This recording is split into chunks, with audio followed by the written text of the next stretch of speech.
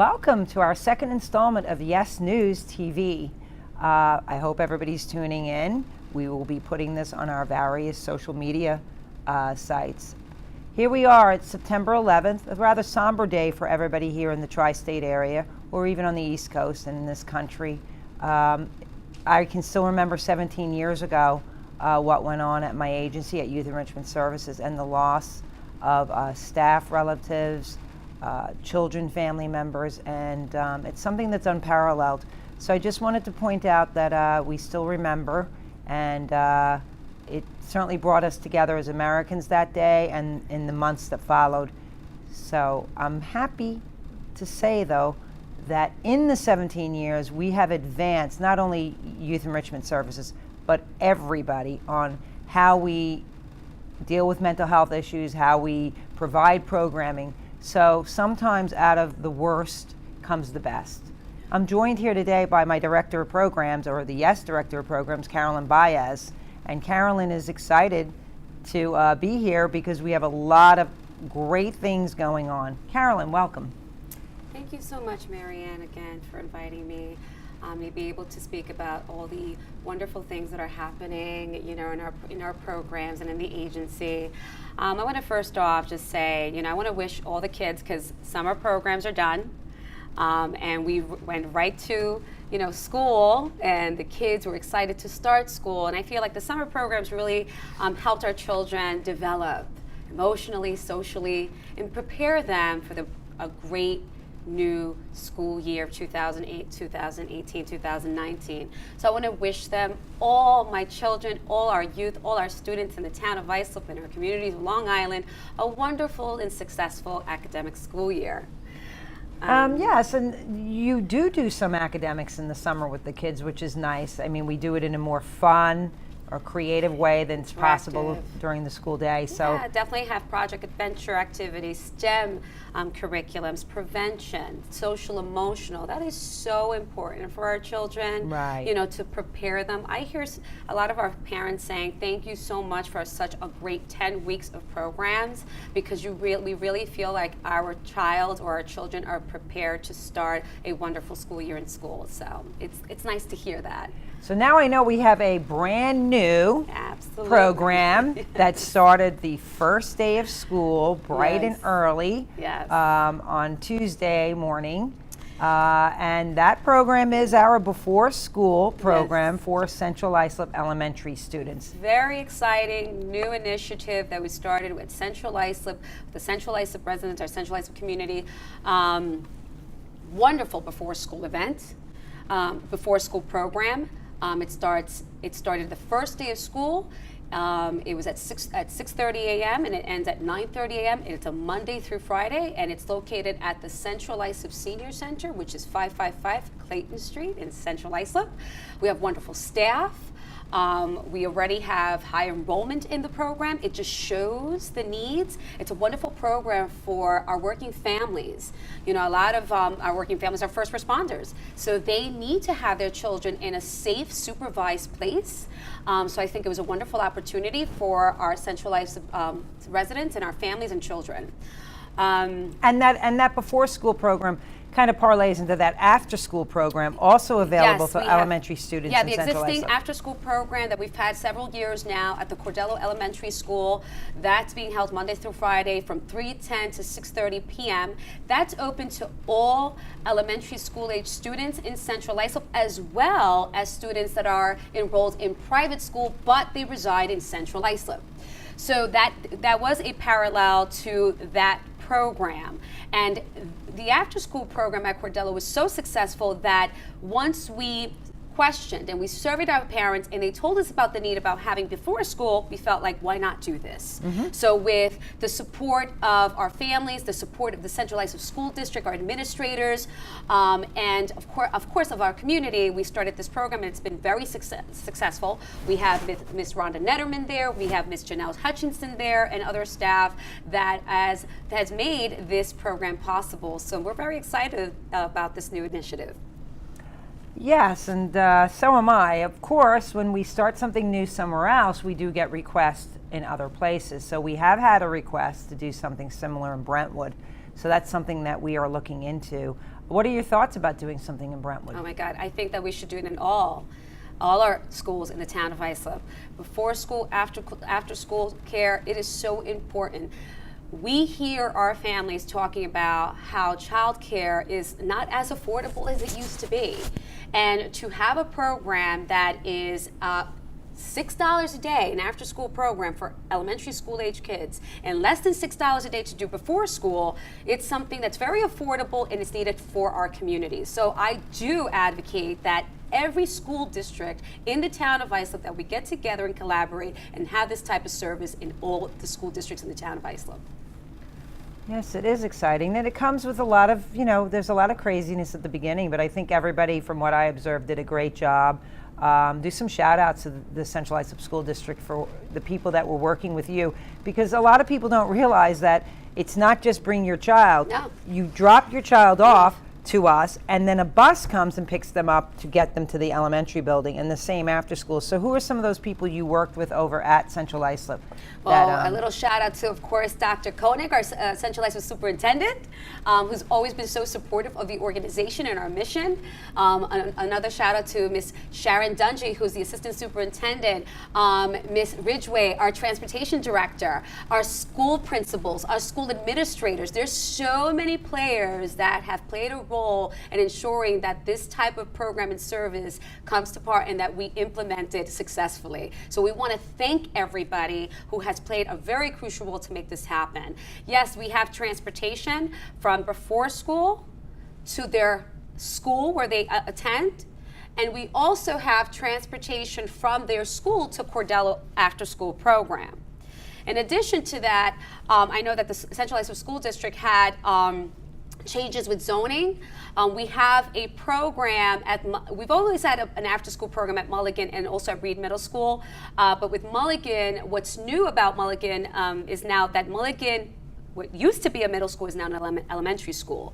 So we started just a 6th grade program there. Our site coordinator, Miss Isabel Mitchell, who does a fabulous job, has great people coming up to her, enrolling their children. It is a free after-school program for 6th graders, and that is open to. Why is it free? Okay, well. Why is one program right? Yes, so let's great talk question. about that. So we do get funding. We do apply for grants that will fund our programs to have these type of programs and services. And primarily, they like to fund middle and high school. Elementary programs are harder to get funded, that are seen as more child care. Exactly. They want to do more youth development types of programs at the middle and high schools. Am Exactly. I correct? Yes. You said it, absolutely. It's about positive youth development, and yes, when we do get the funding, we do get it geared towards our middle school students and high school students. But I do know, and I want to go back to that elementary program because it is so vital, and it's so affordable, and we work with families. I want to go back to, during the morning, the kids come at all different times because it's whatever the parents' needs are. Yes. And then whenever the bus picks up for that particular elementary building. After school, you have so many positive youth development programs anyway, so it really isn't just childcare. In the morning, the kids are in and out, so it makes it a little bit more difficult to do activities, but they do have activities, certainly. But in the afternoon, I mean, there's so many wonderful things that you have going, and I know that you work very closely with Ms. Janelle, who is the site supervisor there. But I want to go into some of those things that you do at that elementary program, that it's not just homework time and coloring. No, we do focus, like you said, MaryAnn, on positive youth development. What does that mean? It's really exposing children to high quality services and activities. We have the STEM program there. We have the Boys and Girls Club that come in and do stress management with our kids. We provide prevention services, teaching our kids at a very young age about anti-bullying, anti-violence, anti-gangs. We have tutoring services there. We have a lot of the volunteers that come from the Central Islip High School to do academic enrichment with our kids. And a lot of those volunteers were in our after-school programs and have Yes. grown up, even some of our staff. Yes, absolutely. So challenges, hiring, I think is always a challenge in the hours that we need to hire. So what can you say about that and these kind of entry-level positions along with the professional staff? So where are we looking to hire people from? What kinds of walks of life are you looking at? When it comes to hiring, we look at I would say any professional, any candidates that are looking to work with children that Well, really I'm want to saying make for that assistant program coordinator in that after-school program. Yes. So we look for people that are from the community that really want to make a difference. Some of them might be college students, and they Yes. work out their schedule Absolutely. to be there. Many of our employees that are entry-level assistant program coordinators are currently attending college. We do encourage education. We want our people to actually get an education, go to school. But at the same time, you can have this part-time job working with youth and making a difference. And sometimes even somebody retired and looking to slow down and not work Absolutely. as many hours. A lot of our current employees were once a youth in our program, and I love that because they continue on. And working part-time, that doesn't mean that you're going to stay part-time for the rest of your life. Look at me, I started part-time in 2006. Now I'm a director. But it's about wanting to make a difference and really impacting that child's life. You're not just there to supervise and provide a safe environment. Yes, that is key, but you're also going to provide great quality service. A lot of us come from different backgrounds, an educational background, different abilities, different talents, and we always are open to that because anything that can impact and bring positive youth development to our programs, we welcome. So let's go back to our middle school after-school programs that you had started with. When are most of them kicking off? I know that the elementary is day one, out of the box, we need these kids there. And I know we have a couple of weeks in between to let the middle schools get themselves together. And yes, they have a few weeks right. to prepare. When are we kicking that off? What's the week of that? That is the last week in September. That is exactly Monday, September 24th. 2:30 to 5:30, and most of our middle schools start from West Islip all the way to Bayport. So we have West Islip after school program, with Bayshore after school programs, Brentwood after school programs, Islip, Central Islip, Bayport. So all of these programs that we have. Bayport Blue Point School District. Bayport Blue Point at the James Wilson Young Middle School. That starts Monday, September 24th. And these are programs that are 2:30 to 5:30, Monday through Friday. Fantastic. So you have a lot of positions to fill. Oh yes, we do. And I know we have we've been blessed to receive a lot of new initiatives and new grant funding, and with that comes positions that we need to fill, which I think we're going to go back to later on in the segment. So what are some of the qualities and characteristics that you look for in a youth worker, somebody that's really just coming in, getting their feet wet in youth services? They might have been a youth, they might just be a college student, they might be somebody in the community that wants to just give back. You make it, they get paid.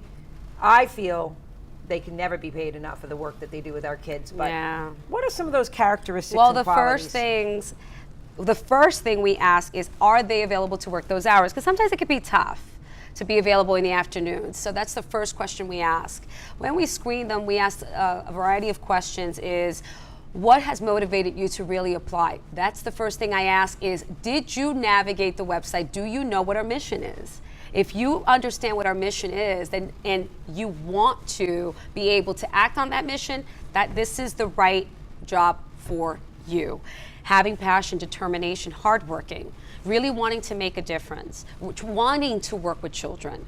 That is a key factor to wanting to being hired and working in our after school programs, and just not just any after school it's just after school programs, recreational programs, because in addition to our after school programs, we have other programs like the drop-in center that is held Monday through Friday from 2:30 to 8:30, and that is held at the Central Islip Senior Center as well. Mr. Elwood runs that program, and that program is for 8th grade and up students, high school students mainly. We get a lot of kids there, and we have a lot of activities. We put together basketball tournaments with the kids. So there's a lot of professionals out there that want to do that want to help our children, that want to mentor them, and guide them. So we have those type of opportunities. We also have programs like the open gyms. That's a recreational component that we have. That's held with, Mr. Juan Munoz runs that program, as in addition to doing work readiness and everything else that he does. He has this particular program that are being held. These are programs that are being held at the Brentwood Recreation Center, at the Central Islip Mulvey School, at the Bayshore Brook Avenue Elementary School. So we try to hold, in addition to our after-school programs, have programs at night to keep the kids out of trouble and show them something, give them an opportunity to play what they like to play, which is basketball, which is great. So we have that. So going back to your question, is what kind of qualities? It's somebody who's going to be passionate, determined, someone who wants to work with children, and someone who wants to impact those lives of their children and their families as well. And we do have intensive training. We hold staff trainings. The paperwork itself, to do the process, to get them hired, you know, you have to get cleared, fingerprinted. So we do go through a process, and you also have a screening process, interviews. There's like 3 interviews, but you know what? It's all worth it, because when you start working with these children, you know why. You know why you have the job. It's a very, very rewarding job. Well, so now I'm going to ask you, what is your day like at Yes? And I know there's no typical day, so why don't we say, what was your day like last Thursday? Do you remember last Thursday? I know you worked so hard and diligently, but just to give everybody an idea of, I mean, we come on here, I'm MaryAnn, Carolyn, I think we're infamous and notorious, but whichever one. So what does Carolyn do? What might it look like? And no 2 days are alike. So as a director of programs, I hold many different hats. You know, you can start your day at a breakfast with the Brentwood Chamber of Commerce and go on and to screening and interviewing. So it's a lot of work there, but at the end of the day, it's a very rewarding job. So there are times when you pick up the phone and there's something that you have to deal with that involves maybe something negative, and those are the challenges that I know I face, and then I know you face, and most of it's all positive, but why do you still come back every day? For the same reason. It's okay. I really do want to know. Yeah, it's really because of the mission. When you look back and you think about the impact you've made in the community, and I'm not just talking about myself as a family, as a Yes family, it makes me want to get up and go back to work. And I say to myself, it was all worth it. I know, because we have some tough days at times. Yes. And I think everybody does at work. But we certainly do. But they're so rewarding, and I agree with you. People ask me that on some of our more challenging days. So I think that's why you've grown so much, and you are such a leader at the organization, and I want to thank you for that. Yeah. And just thinking about some of the things that are coming up, we're going to have a lot of challenges, and they're going to involve heavily your division once again. I mean, we received 6 new funded initiatives Isn't that wonderful? over the summer. So we are overwhelmed. Yes. We are honored, and we are getting ready. So even to come do this show today was moving a lot of things around for me, and getting here 5 minutes before going on. It's been crazy, but it's really exciting because the initiatives are awesome. I mean, they really are. And we wrote most of them in a 3-week period. But I know some of the ones that are going to directly affect you and your division. We have 2 initiatives. We're the lead on a Youth Career Work Opportunity Grant through OCFS, New York State OCFS, and the Department of Labor, and that's with Central ISIP. And then we're a partner, and Brentwood School District is the lead on another Youth Opportunity Career Grant. So we're going to have both of those things going on for Brentwood and Central ISIP for kids ages 14 to 18, and it's so exciting. But it's going to be it's going to be a positive impact, but it's going to be a lot of work. And then I know that we have an Empire initiative for Central ISIP High School, which is great. We've had for many years a 21st century at Central ISIP High School, and now we're going, and we had not had that for a couple of years, and now we're going to be doing this Empire program. And I know Juan Munez, who has been involved with 21st Century for years, and you have as well, and some of the key Central ISIP staff up at the high school will be there.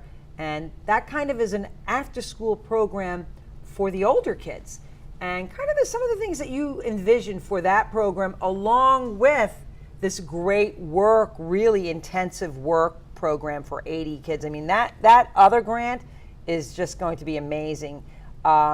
Exploration of careers, guest speakers, opportunities to job shadow, career Yes. mentor, and then of course placing these kids in jobs at Yes and other places. So Right. that's exciting.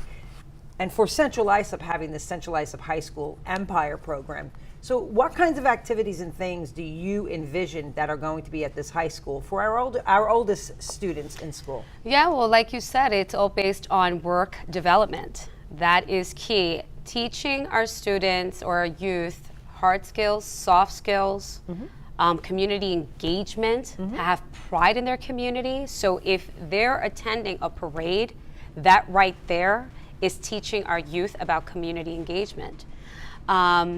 Job shadowing, at the end, of course, job placement. You know, taking them on trips, you know, to different companies and other organizations, even to our town facilities, to our town supervisor's office, meeting the elected officials, shadowing them. Those are the type of activities that we want to do with our kids. And that's you know? for the work, but what about our Empire after school program, which mirrors more of our middle school program, similar to the 21st century that we were part of with Central Islip High School, where we had different activities like wellness every day, recreational activities. We had we a have work wonderful.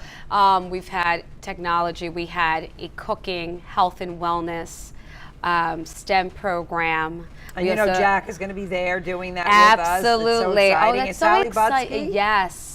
So we yes, brought I was that talking back. about that earlier today with Northwell and explained that to them. That we're so excited to bring that back again. Because we're going to have into the into that Empire district. Grant here, Yeah. then we're going to have this other initiative here, which is going to be for 80 Yes. students, and I think our Empire one is about 150 high school students. Isn't that's so exciting? exciting. It's so So exciting, it's and gonna a be great exciting. opportunity for Central Islip and for our students. This is what we're all about. And like you said, in a 3-week turnaround, writing those grants, and I want to thank you, MaryAnn, for that, because I remember, we are here starting summer programs. There's hundreds of kids everywhere, and you're finishing up these grants, and you wonder, what's going on? Did we get the grant? And when I know you called me and told me, I was like in tears, because to me, it's like, wow, here we are. We got not one, not two, 6 grants awarded for our kids and our families. And that is why, see, you asked me earlier, why do I get up every day and go back to Yes? It's one of those reasons. Yeah, and one of the other grants, and again, we worked with Brentwood School District on, and that's for safety. And that's really exciting because it's going to bring equipment and other things in, and that certainly the district will be speaking more about that. I love it. We're very excited about that. And then we have this DFC grant, which is from the federal government, which will be for our communities of Bayport, Blue Point, and Sayville school districts. So amazing. I'm leaving here to go to the first kickoff meeting for that grant, and that's really going to look at making our streets safe from drugs. I mean, we are in a heroin epidemic here on Long Island, and we are so excited to start that. We currently are involved with an IDA one in the Islip School District, and we're in the year 3 of the second 5 years, so year 8 really. But this is really exciting. It's 3 times as a charm. This grant was submitted twice before. Jessica Olsen-Hoke, who is our Director of Prevention, and we found that about a week after we found out of all these other grants, so we were like, wow. So it's very exciting. That's really going to target that substance abuse and change those community norms about drinking, marijuana, vaping, which is huge, and of course our opioid crisis. Yeah, so great. I want to talk about a very special grant that was kind of crazy that for years you ran at Yes, and with Hope for Youth we had a CRP program. That's our court-referred program. Right, right. And that CRP program was amazing. It really worked with kids that were getting a little bit involved in the courts and probation, and we were able to have them do intensive time with Yes and get mental health services if necessary through Hope for Youth. And we really did some great things. And of course the funding cycles change and different people come in, different governors, whatever. Right. And now we have this one that's Community Credible Messenger, and it's very similar, but it is different. And so you're going to be really overseeing that, and that's going to bring back our kids that are coming back to the community after having been placed outside of the home. Some people say incarcerated, at least in juvenile detention facilities and other and other venues where they're not living at home. They had gotten into some trouble, and now they're going to return. And what we want to do, because we know recidivism is very high with young people, we want to create that this village is going to take them back in, and they're going to be matched to a credible messenger or a mentor, somebody who really is connected to where they're from and some of the experience they might have had. So how excited are you about that? Because I know you're very excited. I'm very excited. First, when you know, when the application was submitted, all I was doing was praying to and hoping that we get this grant. And do we see a lot of these kids anyway? Yes. And that's why it's important that we can get a little bit of funding. We already are connected to these kids. They come back and they come through our doors. And they've been in our programs. They've been in our services. We're there with them. Our staff is there with them. You know, so sometimes even with our programs, a young person does make mistakes. Yeah, absolutely. And so they come back, and we already are seeing them at an open gym or the drop-in. Yeah, and we're still involving them in community engagement, in gang prevention. So this is really going to be an intensified program, individualized program for them, you know, and have that mentor that's going to guide them, you know, and that's what the credible messenger is, a transformative mentor that's going to be there for this child or this young adult. You know, and I'm really excited is that we're working with family and children. Oh, and Dr. Jeffrey Reynolds. So I know we've been trying to come up with something, if Jeff is watching this for a while, that we can work together on. And we were all surprised to get it, and we were all very happy. Yes. I mean, we did put our heart and soul into that grant. Yeah. But it's exciting. The people over at FCA are wonderful, and I know that there's also, what we're going to be doing will also be done in Hempstead. So it's really looking at Long Island and saying the kids in ICE at Brentwood Central ICE at Bay Shore, and these kids in Hempstead. So I'm very excited. Yes. And you know, some of the things that I think of when we move into this next phase of YES, where it's exponentially growing fast, are the staff people that we rely on every day. And I just want to say thank you to you. Thank you to Michael McGrath, who's our COO, and Juan Munez, who is right on there a lot with the work and the careers and the processing of our own employees. And you have Rhonda Netterman and Doreen, Onisha, and I could keep going, Kathy Gedney, and Mary Beth Harmon, who runs our mental health clinic, and she will be here in probably episode 4. She's busy with the clinic right now. And Jess Olsen-Hoke, who really is a wonderful grant writer and really doing a great job over at prevention.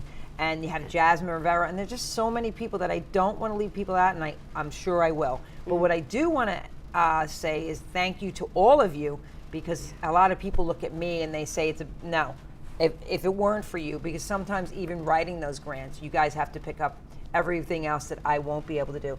But so, I want to thank you, MaryAnn, because you really have guided us and really mentored us. But most importantly, you have believed in us to do this type of work. You know, you are a wonderful boss and a leader, and I must say that your mentorship is what pushes us, because yes, the mission is important, but when you have a leader like yourself that exemplifies, believes in us, you know, and knows you believe that we can get the work done, and you say, Carolyn, you can do that. Just like you told me about this show, and I said, absolutely not. And you did not want to do this show. I did not want to do this show. I'm not a show person, but you said to me, I believe in you. And that was a push and a challenge, but it's also a motivator for me. So I want to thank you for that, for being such a wonderful leader and a wonderful mentor to all of us. Kind words. You wanted to just talk about some quick things to wrap up that are going on in the next month or two? Absolutely. For the next, so we have this wonderful celebration, you know, celebrating Hispanic heritage, celebrating the contributions of our Hispanic population, our leaders, our leaders and people that have influenced us positively.